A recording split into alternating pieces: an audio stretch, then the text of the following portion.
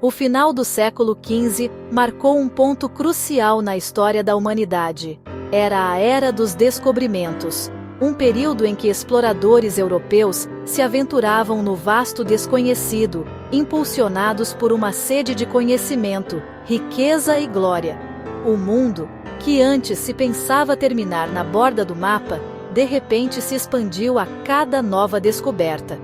Entre essas viagens inovadoras, uma se destaca pelo seu impacto duradouro no curso da história: a chegada da frota portuguesa, liderada por Pedro Álvares Cabral, às costas do Brasil em 1500. Este evento, que marca a descoberta europeia do Brasil, foi produto de uma complexa interação de ambições políticas, desejos econômicos e avanços tecnológicos, alterando para sempre o destino de dois continentes. O cenário político do final do século XV foi dominado por uma intensa rivalidade entre as duas principais potências marítimas da época, Portugal e Espanha. A descoberta de novas terras por Cristóvão Colombo em 1492, navegando sob a bandeira espanhola, deu início a uma corrida pela exploração e colonização. Para evitar conflitos e estabelecer suas respectivas esferas de influência, os dois reinos ibéricos recorreram ao Papa Alexandre VI para mediação. O resultado foi o Tratado de Tordesilhas, assinado em 1494. Este acordo traçou uma linha imaginária no Oceano Atlântico, concedendo a Portugal o controle das terras a leste, e à Espanha as terras a oeste.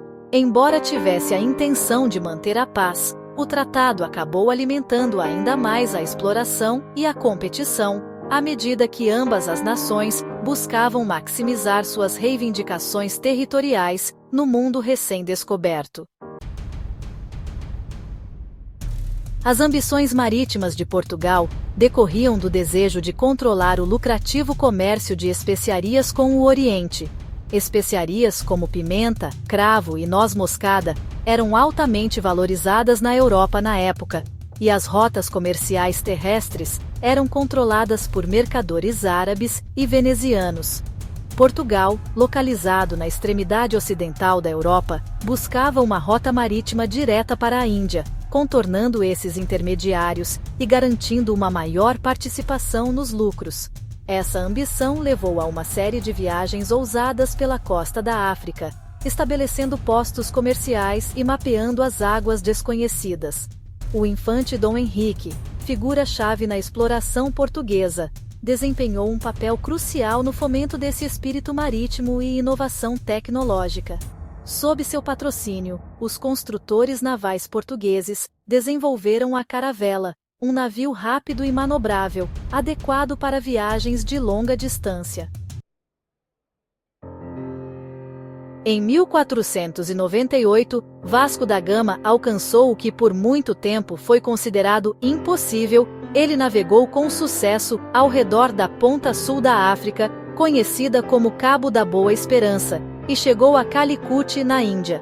Essa viagem inovadora abriu uma rota marítima direta para o Oriente, contornando as rotas comerciais tradicionais, controladas pelos venezianos e otomanos. O retorno de da Gama a Portugal, com uma carga de especiarias, marcou um ponto de virada na história mundial. Estabeleceu Portugal como um jogador importante no comércio do Oceano Índico e inaugurou uma nova era de influência europeia na Ásia. O sucesso da viagem de da Gama não apenas trouxe imensa riqueza para Portugal, mas também inspirou novas explorações e expansões. Seção 5. A Expedição de Cabral, zarpando para o desconhecido. Seguindo os passos de da Gama, Pedro Álvares Cabral foi contratado para liderar uma segunda expedição à Índia, em 1500. A frota de Cabral, composta por 13 navios e mais de 1000 homens, partiu de Lisboa em 9 de março de 1500. Sua missão era estabelecer mais postos comerciais na Índia, solidificar a presença portuguesa na região e retornar com uma carga de especiarias valiosas. A frota navegou para sudoeste, aproveitando os ventos e correntes favoráveis.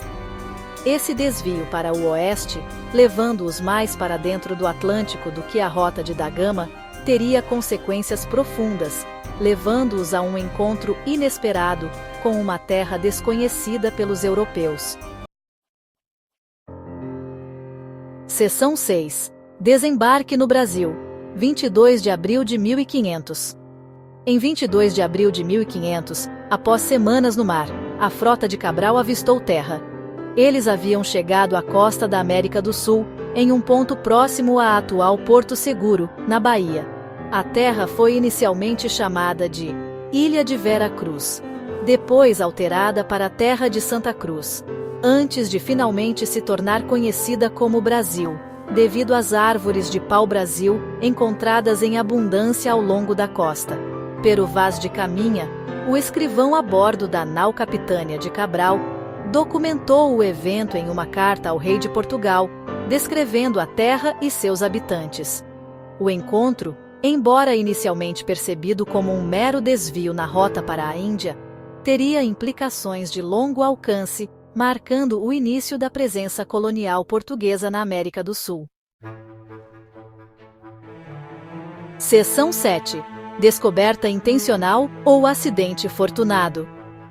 A questão de saber se o desembarque de Cabral no Brasil foi intencional ou acidental tem sido objeto de debate entre historiadores. Alguns argumentam que os portugueses já tinham conhecimento de terras a oeste do Atlântico, citando mapas e documentos que sugerem conhecimento prévio da existência do Brasil. Outros sustentam que a descoberta foi resultado de um erro de navegação ou de ter sido desviado do curso por ventos fortes. Independentemente da intenção, a chegada de Cabral ao Brasil teve consequências profundas.